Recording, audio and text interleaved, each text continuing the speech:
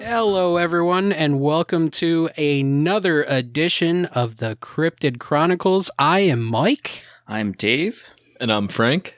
And today we are joined by a guest, as we are with all our Cryptid Chronicle episodes. She comes straight from her podcast, Cryptid Chat with Yami. Welcome, Yami. Hello. Hi, guys. Thank you guys for the invitation. I'm excited. We are also excited to have you on, especially since you specialize in cryptids. So this should be a fun and exciting episode. Yami, tell us about your show. Tell everybody out there where we can find you, what the show's about. Well, it's a podcast. So Cryptid Chat with Yami, it actually came as a product of like pandemic, quarantine, just trying not to lose my mind. So I kind of fueled all that energy into trying out something new. So I had been listening to podcasts for a while, and I thought, let's try it to make a podcast about something that we like. So I've always been fascinated about the cryptid community, the paranormal, the strange, anything weird. This just always been very interesting to me. So I created Cryptid Chat with Yami, and literally that's what we do. We talk about cryptids, we talk about supernatural, the paranormal, conspiracy theories, and just anything weird and unknown that you can think of. But we try to do it in like, not only just like an educational sort of way, I guess you could say, but also just having fun. So that's pretty much what we do. We cover a variety of topics. We have guests sometimes pop on. Sometimes the episodes will just be with me. And you can find us to listen pretty much anywhere podcasts are found, but we also can be found on social media. So we have a Twitter, which is at Cryptid Chat, and then we also have Instagram, which is where we're most active, and that's at Cryptid Chat Girl. So yeah, follow us and talk to us about cryptids and weird things. We love that.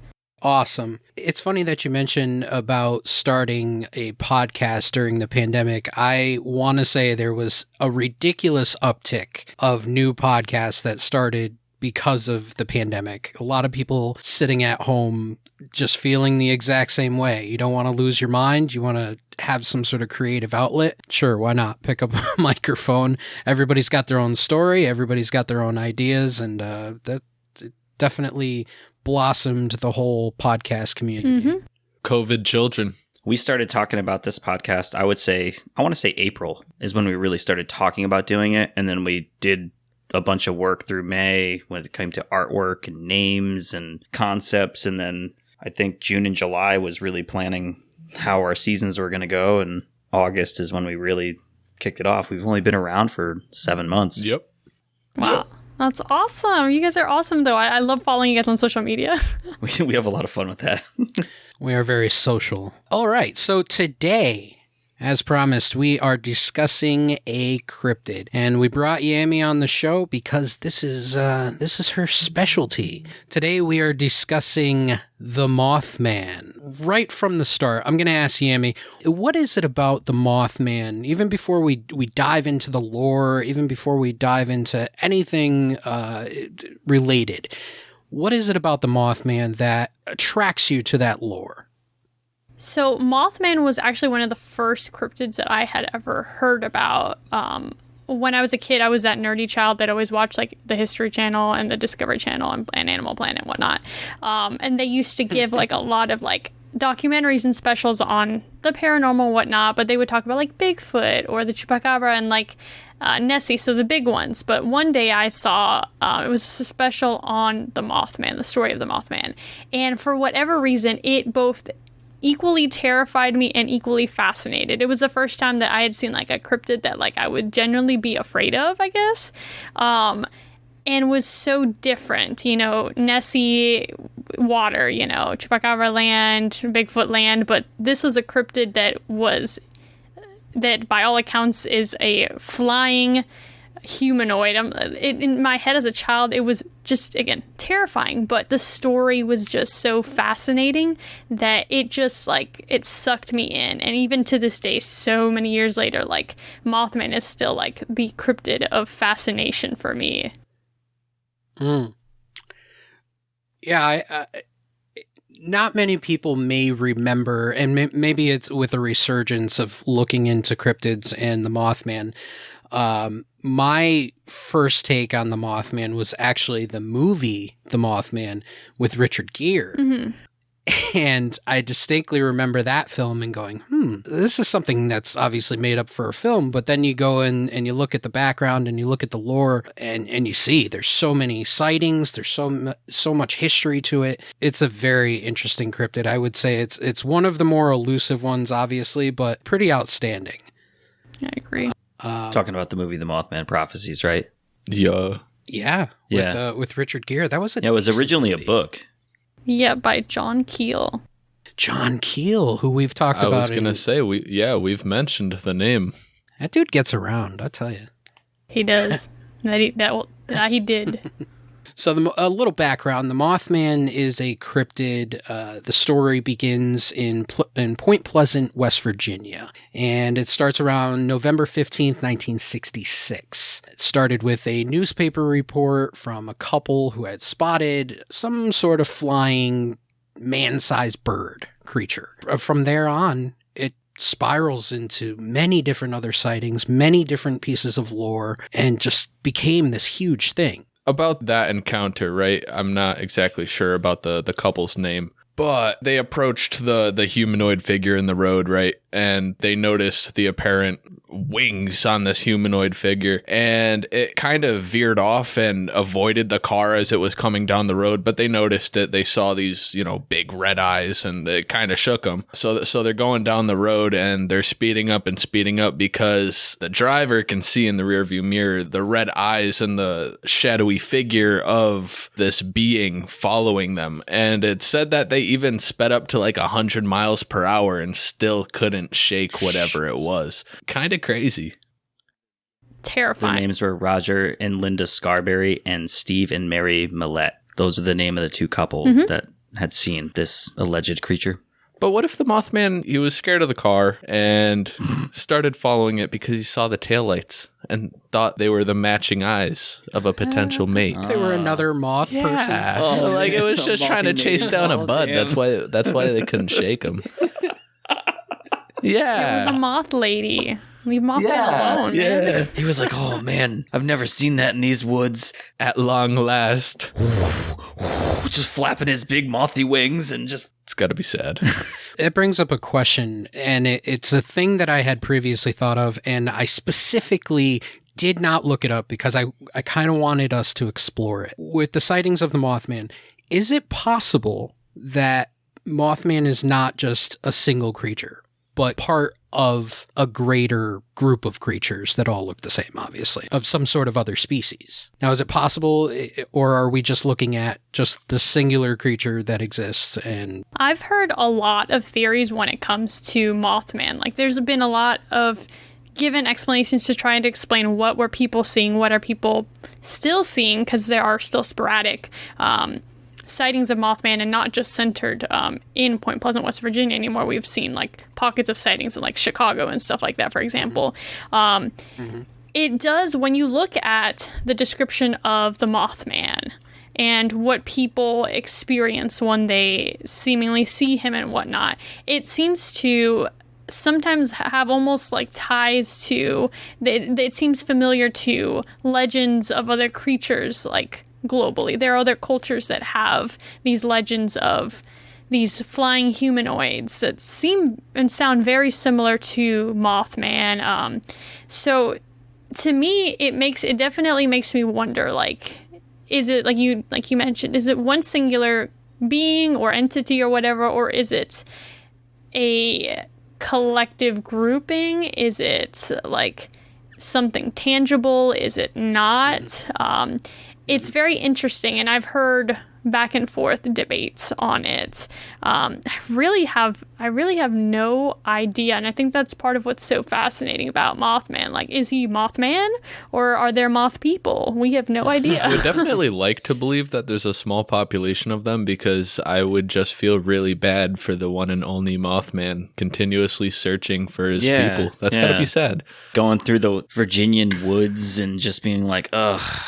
And then he sees taillights and he gets all excited, and it's just a letdown. So And he just sees people screaming. So, Just got real. It's just people screaming.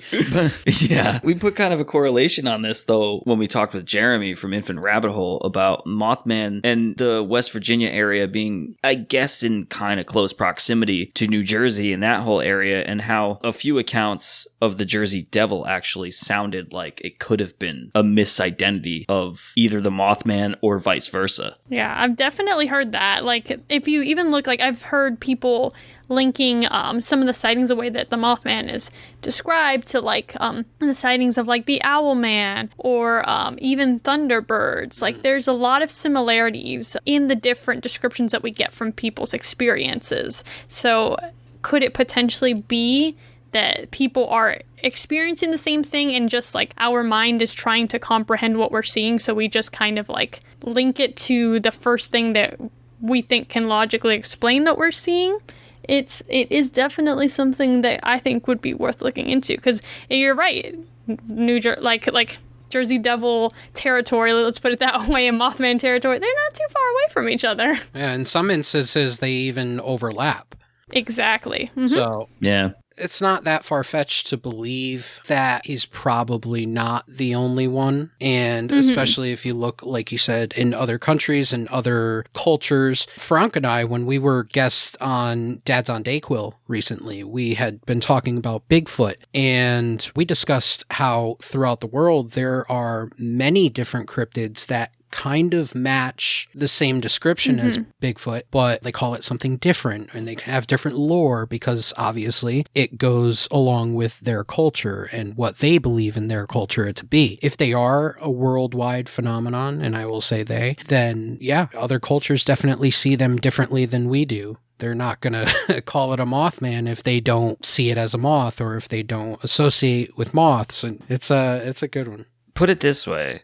If there are cultures in the world that still we have just discovered or we knew about, but they don't know about us, it's entirely possible that there's, whether you call it Yeti or Sasquatch, Bigfoot, whatever it is, it's entirely possible that there's a cryptid that's out there that's like that. Because if you've been out in areas, which I know you have, that are just completely vast and open, especially forest, that's area like in mountains and those areas, humans don't go there rarely unless you're an adventurous person and you go hiking or you're doing something. It's entirely possible that there's another winged cryptid that's humanoid-like that we just keep seeing. And it's just so happens that it's happening in vast areas. But the thing that's starting to happen around Chicago with sightings like that, that's a really populated area. It's intriguing. That's what kind of makes me scratch my head about it. The condensed reports of seeing the Mothman, instead of just sporadic one or two here or there. Like, a lot of the time you're seeing these condensed amount of reports, one general area. That's really interesting, because like I know one of the explanations that's given for Mothman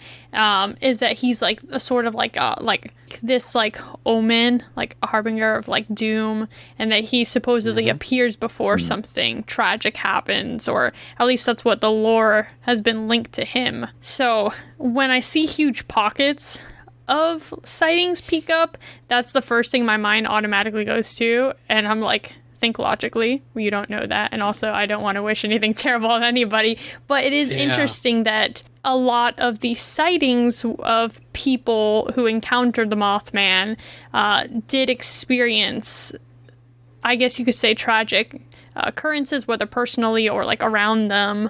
So it just adds to the lore of Mothman. Why does he seem to appear during or, before these kind of events? Is it just coincidence? When he appears in like these like bursts of sightings, is it just so happens that like Mothman is just choosing this area, or is there another reason for sure? It kind of brings up this very, very deep conspiracy theory that even the fringes of conspiracy theorists barely know about. but brings up the thought of these things called destruction elves. Supposedly around huge disasters, bombs going off, buildings collapsing, whatever the case may be, right before the event happens, you start to see these small beings, and they started calling them destruction elves because they're very, very short, very small, but you can see them in pictures, and it's been reported so many times right before major tragedies that these beings would be there. And the Mothman is kind of in that line. Like you said, there's a couple instances where he showed up right before this tragedy or this event that happened that was not fun. A couple of those examples: December 15th, 1967, there was the collapse of the Silver Bridge, which ended up unfortunately killing 46 people. And the incident obviously gives rise to the Mothman appearing on the bridge and then the bridge collapsing. And then we go to 1999, where Russian ufologists claim that they saw Mothman in Moscow right before the 99 Russian apartment bombings. Let's play the advocate for a moment. Let's say that the Mothman is showing up at these events before these tragedies happen. What is the correlation there? What is that? Is the Mothman there to, in some other realm, is the Mothman there to make sure that these things happen, or to start these things happening? Or maybe we're just looking at it as, like you said, he's a harbinger of doom, but in reality, maybe it's the opposite. Maybe he's trying to help people. He's the hero. Yo. Hey, it's all about perception. It's about perception. So what we see is the tragedy, and we see Mothman at these events before they happen. We, as humans, we put the correlation together. We look at it, we go, oh, Mothman showed up before these terrible things happened. He's obviously to blame. But it's possible that it could be the opposite. Yeah, I'd prefer to believe that he's there to help. Like, if he knew something really bad was going to happen, I would really like to think that he's there to help people. But you never know. It could go either way. Coming from his description, I would say he's probably not there to help. You don't know that. You can't judge a book by its cover. Yeah. Touche. Hey, guess. Whatever. Now I'm feeling bad about myself about judging Mothman. Thanks. No, he comes off kind of threatening. I see what you mean. First, we were talking about the car driving away, and Dave was like, yeah, he just swooped down and tried to attack these couples. But we turn around and we look at it. Oh, yeah, he sees the taillights. He's just trying to fall in love. And Dave's over here painting him as a villain. But that's just a theory. Now we're talking about just a theory, though. Maybe. Well, when you describe him as a large flying man with 10-foot wings, yeah, I'm going to be a little freaked out. And after seeing Mothman prophecies, a little freaked out. You know, and with all the other rumors, like the guy's got reflective eyes. How many people do you know that have reflective eyes besides your dog with a flashlight in its face? What's that dude's seriously name? Zuck. First of all, how many people do you know with reflective eyes? We have to question them. Yes. You email us. Well, If you...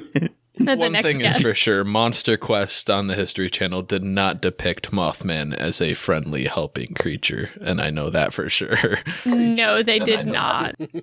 Wow, that's an old show. Hell yeah. One thing that I always found pretty interesting, and it's kind of a wild pop culture reference, but the entire reason that he gets his name was apparently from Batman comics. I had no idea about that. Originally, like he was called the Birdman in the newspapers, like the first original newspaper reporting. Makes so much more sense. Yes. It just sounds cooler, I guess. Birdman. The Chronicles Birdman. The Chronicles The of Michael Birdman. Keaton movie? The Michael Keaton movie? So you know the statue of Mothman. So you know the statue of Do you think he Mothman ever that just they have in Point chills Pleasant? by it? Do you think he ever just like? Do you think that he chills by thinks it? that these people like worship him?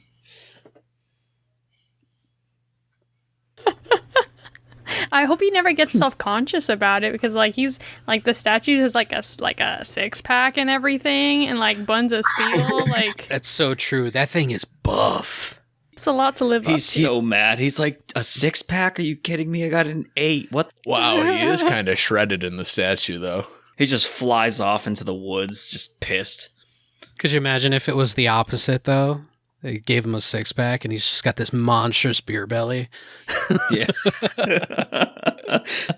Well, they made me look pretty good. It's funny he started out as Birdman because 2 volunteer firemen in the area that said it was a large bird with red eyes. I guess it was described as a crane, too. People could mistake it as a crane. But I mean, we've all seen cranes before. I might be wrong, but how many cranes have you seen that have 10+ foot wingspans? That's like a common excuse that's given for Mothman is like that he's like a mistaken sandhill crane. And look, I live in Florida and sandhill cranes are literally like squirrels. They're everywhere here. It's very hard to mistake a sandhill crane, in my opinion, for the descriptions of what people saw about Mothman. Like the most I'll give you is that sandhill cranes have like, you know, like this like red crested area on top of their head, and they're big, but 10 feet plus. That's a big bird. Yeah, and they're crazy looking, but they're pretty unique. It'd be hard to misidentify that for anything but what it is. Mm-hmm. I actually think that they're not even native to West Virginia That either. means like the whole southeast, middle east coast of the United States, they all have no idea what a sandhill crane is. This is real off topic, but Like I gotta mention it. Have you ever seen a crane poop while it was flying? Wow, man. Wow. Wow was in majestic or wow was in Like scary? you better hope that you're not under that, but that was crazy. Like props. We mentioned It's a weird flex. Like, Odd flex, but okay, crane, I see you. we mentioned how people kind of mistake it as a crane. And in 2016, there was a TV station that published a photo saying that the Mothman was there. And it was taken by an anonymous man. And a science fiction writer, Sharon Hill, said that the photo showed, quote, a bird, perhaps an owl, carrying a frog or snake away, and that there is zero reason to suspect it is the Mothman as described in legend. Yeah. Come on. It's a letdown. I know the photo you're talking about too. Yeah, that's another, again, just any like local bird species that looks large is often given as like as an explanation for Mothman. I've heard owls a lot too because of the fact that, like, you know, they can get pretty big, they're dark, they're nocturnal, and, you know, reflective eyes. So I can understand that, but yeah it's kind of a letdown. Owls are pretty daunting to see in person because you rarely see them. So when you see them, you're like, whoa. You lock eyes with it, but you know it's an owl. After 5 seconds, you're like, oh, that's probably an owl. If it's not an owl, I'm dead. Or if you're dealing with cats out here, out in the middle of nowhere. Oh, the mountain cats. Yeah. You just see 2 glowing eyes and hear some really ominous purring, and it's all over. I really want to look this picture up, but is it almost as bad as that video that we saw about Jersey Devil? Where that thing changed? Like, it was so bad. It was terrible. What did we describe it as? Somebody threw it like a football? Yeah. Like gravity had that thing by the gut. Yeah, you just jettison a piñata that looks like a dark goat from a Slipknot video out of a carbine cannon, and that's what it looked like. It didn't even like change course. No. It looked like a piñata. It was straight lined, yeah. Yeah, They filmed it right at the apex of its arc. Yeah, and then they used the flip phone to film it too. Another thing that kind of goes with the Mothman is fakes. You know, we're talking about fakes now, especially with that Jersey Devil video. But a lot of people have done hoaxes when it comes to the Mothman, filming things. One of the bigger hoaxes was reported by a group of construction workers. They tied flashlights to helium balloons. Balloons? Took pictures of it. Yeah. They said that the effect of the glowing eyes, quote, were between the flash of the camera and the flashlights. Either way, who's mistaking a 10-foot humanoid with wings with balloons and flashlights? Mm-hmm. That's a big balloon. Hey, they exist. That's true. It's frustrating when you hear like about hoaxes like that because like for like especially in the cryptid community, like a lot of us do believe that like a lot of these creatures could like legitimately exist, whether they're like a tangible being or not. So these people that literally devote their whole lives to chronicling like the sightings, and looking for evidence, like when stuff like that pops out, it's very disheartening, and it makes it more difficult to really try and find the truth. It's discrediting. It's a little frustrating. But Mothman's really become like a pop culture icon, especially lately. So I know he's been getting a lot more attention. Mothman is up there in names now. It's shining lights and whatnot. So it wouldn't surprise me if we start to see more of that, especially because technology's gotten a little better too than the flip phones and whatnot. But like, it is a little frustrating when we have those kind of instances. Because dang it, we want the proof. We don't want the balloons.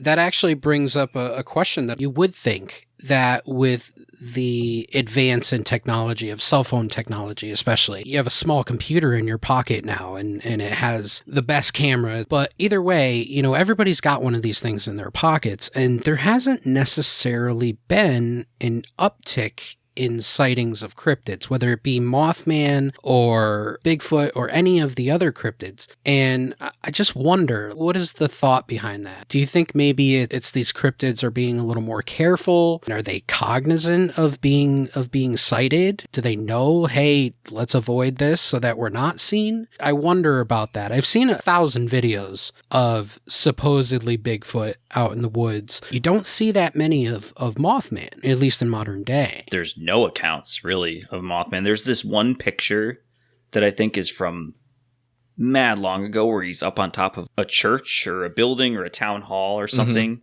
black and white, and it's really distorted and really old. If Mothman is an actual entity that some people are seeing, is it interdimensional? Yeah, I think that's a big thing. You get that a lot for Bigfoot too. A lot of people explain that. Like, I think especially when people are encountering these cryptids, I mean, I can't speak for everybody, but if I see a 10-foot wingspan dark creature with red eyes, the last thing I'm thinking is to pulling out my cell phone. That's but very then valid. Again, then again, that's not every generation's response to seeing something terrifying or cool in front of them.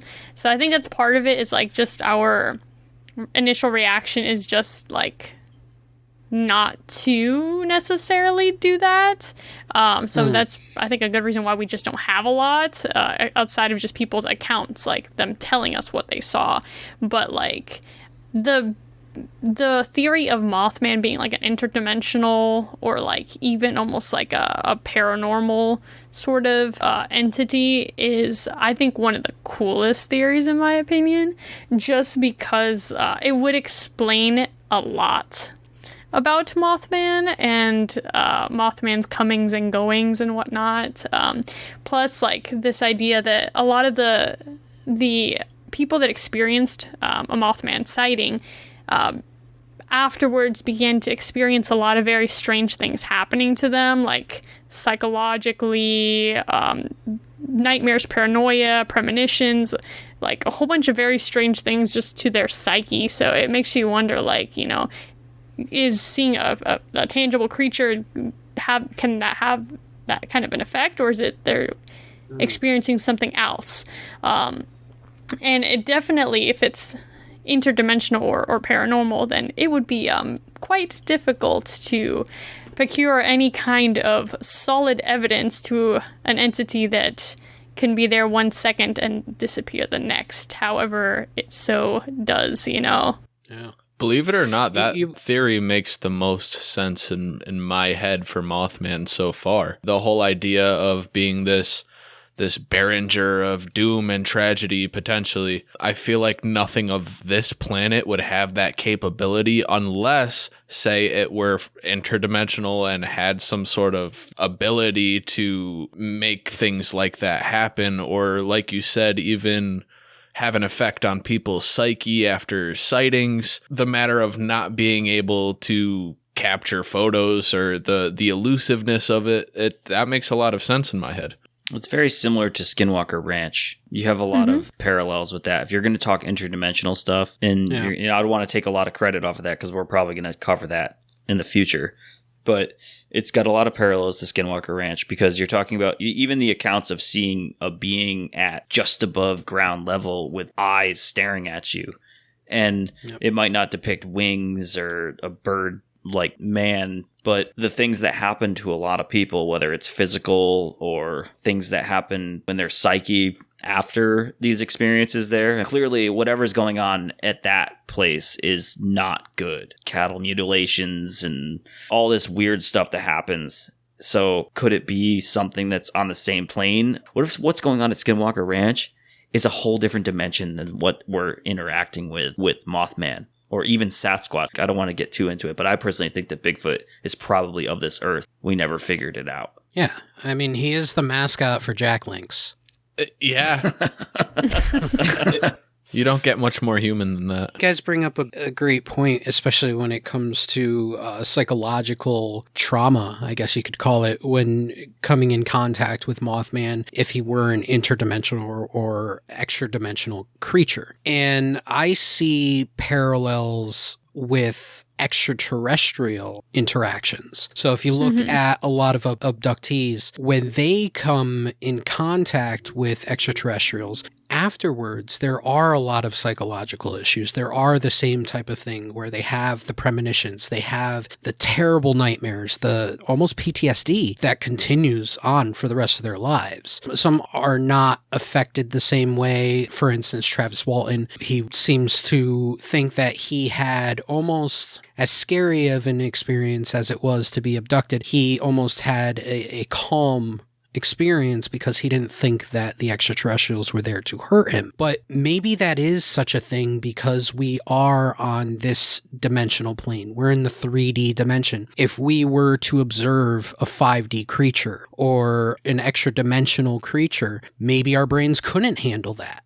And maybe that is the cause for a lot of the issues that these people have following these sightings or with extraterrestrials following abductions. Like I said, you mentioning the psychological things, that really like ties things together almost. Very interesting. Very interesting. It is interesting. I've heard about Mothman potentially being UFO related. And like you said, there are correlations for a fact. Like, I think the thing that makes Mothman so interesting is just like, and cryptids in general, is just like, there's so many theories and they can go literally, there's evidence for it, just about every theory. Like, you could really go toward that avenue. But it's almost like this mystery of like, okay, we don't know, we want to know, but will we ever truly know?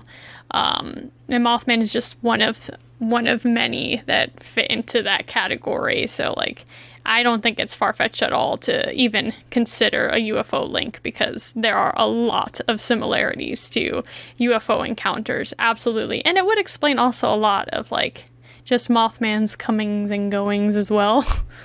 You know, a lot of people look at extraterrestrials, they look at interdimensional beings, but there are extra-dimensional beings. They are beings that exist outside of a dimension, and their comings and goings that's the enigma right there. That's the ultimate mystery. So is it possible that we see these cryptids and maybe they are something that exists beyond? The ability is there, I would say. Mm-hmm. We previously talked about how we saw the Mothman as the villain. Well, Dave did. Dave sees the Mothman as a terrible, terrible Under villain. the bus. Under the bus you go. Wow. I don't know how you villainize such a creature. But I will say, in West Virginia, where the sightings began, in Point Pleasant alone, you mentioned, Yami, the statue that they have there, but they also have a festival, a yearly festival. Really? Devoted to the Mothman. What does this festival involve? I wasn't aware of that. Oh, it's beautiful. It's been around since 2002, I believe. They also have a Mothman museum there. I have never had the privilege to physically go, but I've seen thousands of YouTube videos about the festival. But it's literally just, it's the Mothman festival. It attracts vendors of all shapes and sorts. There's usually guest speakers that are invited, like from the cryptid or like the paranormal community. And there's usually like, this is pre-pandemic, so they would do like bus tours into like the TNT area. It's just like people come and just just share the love that they have for cryptids, and especially Mothman. So some people dress up even. It's pretty awesome, actually. Yeah, you just mentioned the TNT Yeah, you mentioned area. the TNT area. Can you explain that a little bit? Yes, so the TNT area is basically considered kind of like the hub of Mothman, like his domain, if you will. Like when the original sighting with Linda and Roger Scarberry and Steve and Mary Mallet, like they were in this area, the TNT area, which is basically, it was a large plot of area that during World War II was actually it was used to manufacture ammunition, so like dynamite and things like that. And it was formerly known as the West Virginia Ordnance Works. This had like buildings, tunnels, and things like that between 1942 to 1945, so again, World War II. Once the U.S. Army was done with it, they cleaned it up. I say quotations on that because they did a terrible job, and it was just kind of abandoned.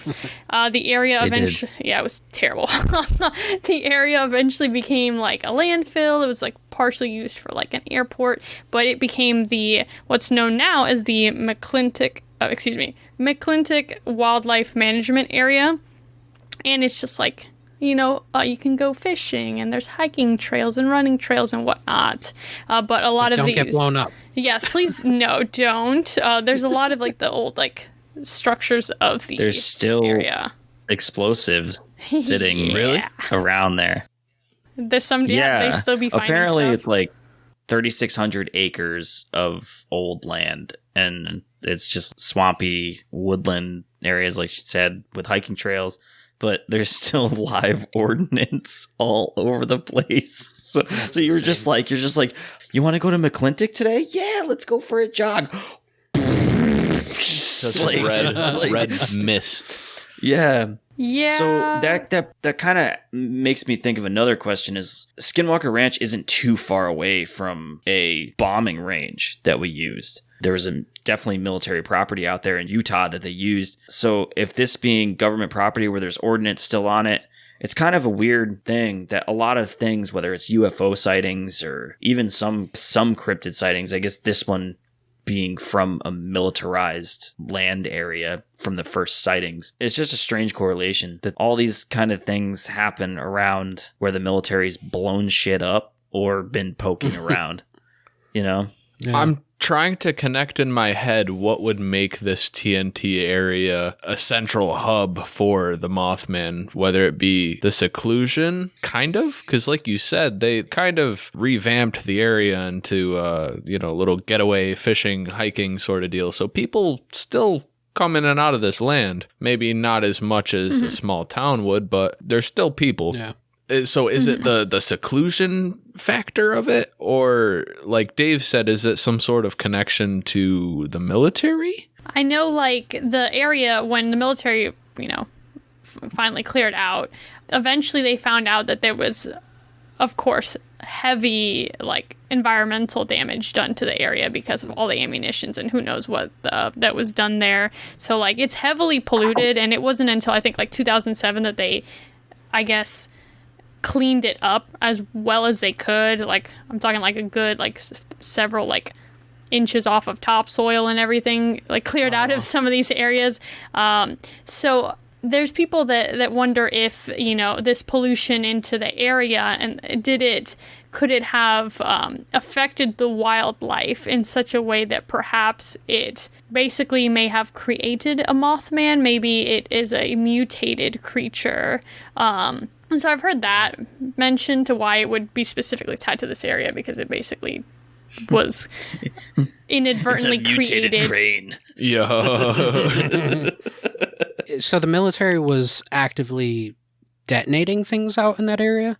They used it to manufacture ammunition and house it there. So I'm talking like those pictures that you see when you like Google the TNT area. It has like those concrete like igloos. Like they were using those to like store like thousands of like pounds of like gunpowder and dynamite. So, but they didn't test any. They weren't exploding anything out there. I don't think so. Nothing was nuclear or radiated or I just think back to something that was previously said, maybe on our episode, I forget where it was mentioned, but like the explosion of nuclear bombs or really large explosions that happen tend to maybe tear a hole in space-time. Mm-hmm. Realistically, depending on the size of it and the location of it and how it reverberates throughout the Earth. I just thought maybe, especially when you look back at Area 51, they had tons of bomb test sites over there. And if you look at the areas where the military has tested huge ordnance and really huge bombs have gone off, those tend to be hotspots for sightings of UFOs.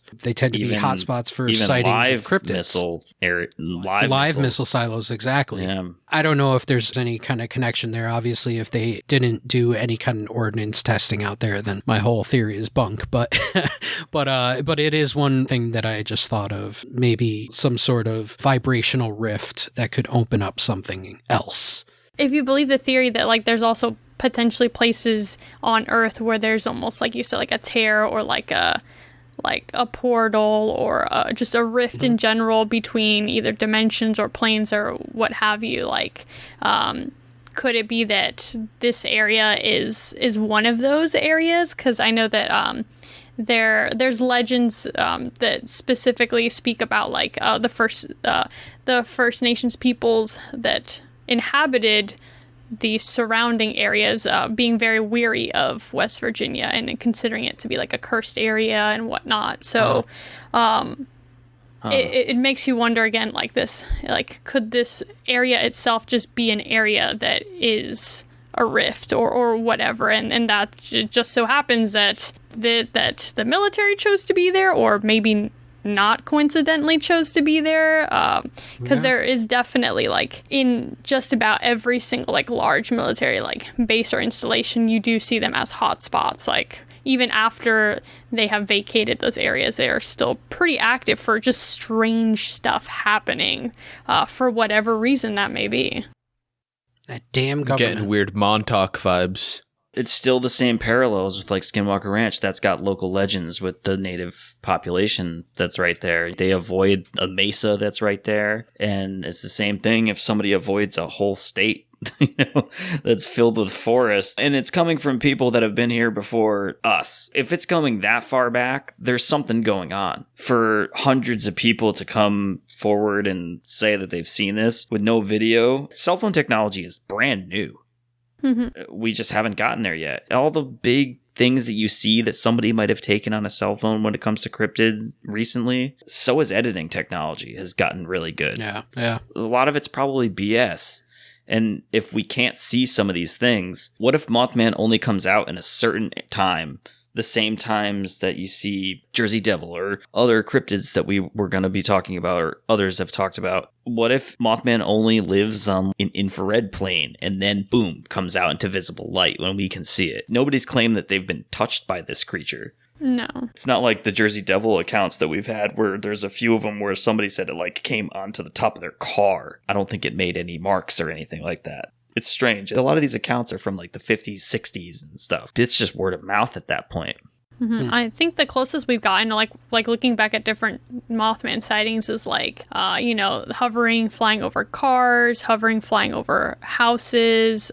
There's, I think, one account where somebody mentioned Mothman. It seemed like Mothman was over the roof of the house, like, and they could hear like footsteps potentially. We've heard encounters with this like piercing, screeching noises that it apparently makes. So, but again, nothing terrifying, right? A very high-pitched, like, squeal, like a pterodactyl kind of deal, supposedly, but, like, no... What if it's a pterodactyl?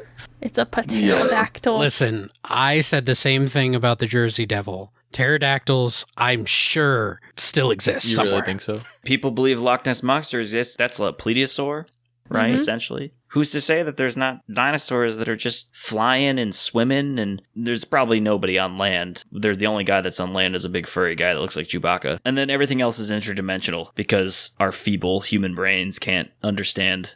So what you're telling me is that the Mothman is actually a pterodactyl that has been evolving very slowly and gotten into a supply of leftover gunpowder, making his eyes very irritated and red. And the fur and the hair is actually just gunpowder residuals. Nailed it. Poor Yeah. Mothman just needs some eye drops. Bruh. He needs a little bit of Visine and a little bit of soap that they use to clean the ducts and the oil spills. Dawn dish ducks. detergent. Dawn. Yeah, he needs a little bit of Dawn. God damn you, BP oil. Rub it on his little head. It's just a giant duck that's just like, oh, I got covered in oil in the TNT area and I can't get out. You know, it's a strange one. That's for sure. And there's a lot of different routes of thought for it, a lot of different possible explanations.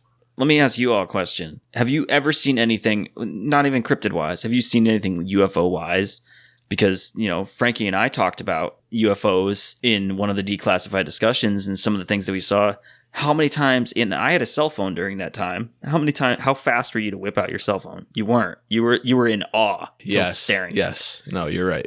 And especially if it can fly up to 100 miles an hour. If it was chasing after that vehicle at 100 miles It's an a hour. fast butt. Yeah. That further makes the question of how many times do you think he's been spotted and nobody even thought twice about it being Mothman? It went by so quick. Who's going to sit there and go, oh, that was a Mothman? There's so many different things and aspects of the legend of Mothman that make it so just interesting. And it was so great to talk about and discuss because you could go on for so long about it and attack it from so many different angles. That's one of the great alluring things about cryptids in general. We're attracted to the unknown. It fascinates us. It might scare us, but it fascinates, I think, more than anything. And we want to know, we want to have answers, but I think there's just some things we just may never have concrete answers for. But I do so strongly believe that, like, people are seeing something, and I don't think I don't think there's anything really to discredit that. People are experiencing something, they're seeing something. What it is, we can only kind of piece together with our limited human minds and understanding of the universe and all that exists in between and beyond it, you know. Well said. On that note, we will wrap up this episode of the Cryptid Chronicles. I will ask my cohorts, David, do we believe in the Mothman? I'm going to say there's definitely something going on there. And if you want to say me, and I'm going to go off my crazy head, I'm going to say if we're dealing with anything that's physical, we're really bad at finding stuff. Human beings' track record is really good at finding stuff. If it's that elusive, my personal feeling is it can't be all the way on the plane that we're existing on. It has to be coming in and out, similar to maybe just UFOs in general or Skinwalker Ranch or any of those types of things that you see, even Bigfoot. Who knows? Loch Ness Monster could be plesiosaur that just keeps going in and out and glitching because it got blasted by a rock, and that type of explosion caused a rift in space-time, and he's just like, oh god, I'm back in Scotland, never mind. I'm Stuck in that 404 error. So he could just be in, like we talked in Mind Uploading, he could be in his own purgatory. He's the plesiosaur is sitting strapped in a chair, plugged into the Matrix, and he's just stuck in this skinny lake, and he's not used to that. So another sad take from Dave. Oh my god. Well, I mean, that seems to be like a kind, in my head anyway, that seems, Why does it have to be sad? because they're all so lonely. You can't even say they're not. Well, he's in the They're all so lonely. yeah. Oh, if I was the Mothman and I was the lone Mothman, I'd be pretty booty. Yeah, and that I'm the lone Mothman. Exactly. So yeah, I think he's real. He's hanging out. What if a Mothman is a girl though? Mothwoman. Questions. Mothwoman. What if every time you say, "Oh, the Mothman," and there's the statue that says the Mothman, she's just like, "Motherfucker!" Like, Yo. That's why she doesn't show up anymore. She's yeah. Another 3-month break. Frank? This is a tough one for me. I'm not going to lie to you. Because I feel like there is a vein of truth to this. By no means do I believe that every sighting was valid and absolutely Mothman. If I believe in anything out of the Mothman, it would be that it is some sort of interdimensional creature that comes and goes as it pleases, or like we said, maybe even something along the lines of the Jersey Devil, where it's kind of set on some sort of schedule almost. I think that the Mothman has become a pillar of the community of West Virginia, and everybody wants to have a story. Everybody wants to have seen it. But I don't discredit it entirely. I believe in the Mothman. I just don't believe in every one of the sightings. Yami, any final thoughts? Well, Mothman's my moth. Since I first heard of Mothman, I said I believe in Mothman. As I've gotten older, and again, looking at all the different evidence, people's sightings, the plethora of documentaries and books that have come out since then, like, I think that there's something there. I believe in the idea of the Mothman, that it is something. What it is, I don't know, but I do believe in Mothman, and hopefully Mothman is not too lonely out there. If it comforts you, Mothman believes in you. What if it's actually Jeff Bezos or something? Or Zuckerberg? Jesus. That's his retirement plan. He's just going to do moth he's like, I got stuff. wings. Free drone. Got wings and red eyes that look like bike reflectors. I'm all set. I'm just saying, I've never seen Mothman and Jeff in the same room. That's a great point. That's a great point. Never once. So, since he left Amazon, do you think there's going to be an uptick in Mothman sightings? You never know. We'll have to keep an eye on that. Look at that. If there is, Mike. we might know why. Mike, send me your package of what you think Mothman is. You know, I think, as with most cryptid stories that exist, there is some sort of truth to it. There's so much lore across all cultures, across the world, that exists that it's hard to say that every culture just comes up with some sort of creature and says, yes, this is what exists out there. There has to be some sliver of truth to it, whether it be a misidentification of some other animal that they don't know what it is, or it actually exists as another creature. There is a truth to all of these lores out there. As far as it goes with the Mothman and how the story propagates across the world in different ways and in different cultures under different names, under different whatever it may be, I do believe that he exists, he or she exists as a creature, and I think a lot of other cryptids do exist as a creature. The thought of it being some sort of interdimensional or extra-dimensional creature or entity is very intriguing and definitely makes your mind race with the possibilities of, if that is true, what else is true? What else is real? The correlation, I think, between the psychological factors that come into play with Mothman sightings and UFO sightings, I think, are also very interesting. The long and short of it, I say Mothman exists. If it is what we describe it to be, whether it's some sort of mutation or some sort of evolution of something else or some sort of creature that exists beyond our reality, is yet to be seen, but I'm for it. We're all moth fans. Oh, yes. Mothman has people. many. Mothman has we are the fans. We are the moth people. It was secretly a hoax this entire time. Like, they just let out one single Mothman to gain groupies, and then There you go. once there was a good enough following, they're like, all right, you can go home now. That's a great name for a podcast network. The Moth People. The moth people. Just a bunch of cryptid shows. Yeah. Yes, I think that does it for all of us with our Yes. final thoughts. Yami, please, and thank you, first of all. Thank you for coming on as a guest. Yes, We thank you. thoroughly Big enjoyed thanks. you being here. Thank you guys for It's- inviting it's me. Time. It's taken Absolutely, some time to get it anytime. going. We got it going, and it definitely won't be the last. Oh, yay. We hope to have you back in the future if you would be so obliged. Absolutely. I would love to chat cryptid or anything else, like anything weird, strange. I work from home, so I have a lot of spare time right now. All right, Yami, please, again, tell everybody where we can find your show, where we can find you on social media, all that good stuff. Yeah, so Cryptid Chat with Yami, you can find it on Instagram, again, at Cryptid Chat Girl, on Twitter at Cryptid Chat, and then we are pretty much anywhere where you can listen to podcasts, so Apple Podcasts, Spotify, etc., etc. And we are always open. Our DMs are always open. I give permission to slide in to send stories, chat about anything cryptid, strange, weird, and beyond. We love to interact with the community. This community is amazing, and I love getting to meet new people because of it. So if anyone listening would like to just even say hi, we love that too.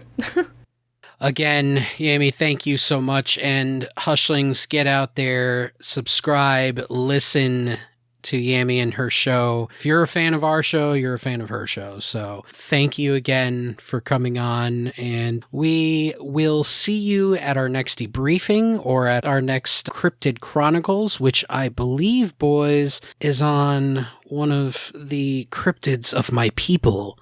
Oh, your people? Yes. I've been waiting for this one for a while. The Yupacabri. So stay tuned for our next Cryptid Chronicles. Thank you, everyone, for stopping by. Look for us on our next Hush Hush Society debriefing, and go buy some merch. We have a really cool Mothman doing a kickflip hoodie, and it's dope. It's really awesome. We're super proud of that shirt, and it is our best-selling item so currently far, in our shop. So we are making it a t-shirt. It's got to happen. T-shirt. It's Yes. got to happen. Yes. Yes. Yeah. I will personally put it in the shop tonight. Make sure you check out our shop. Make sure you reach out to us on Facebook, Instagram, Twitter, all that good stuff on our social medias. You guys know where to reach us. Thank you for stopping by for Cryptid Chronicles. I am Mike. I'm Dave. I'm Frank. Flap, flap, flap, flap, flap, flap, flap, flap, flap.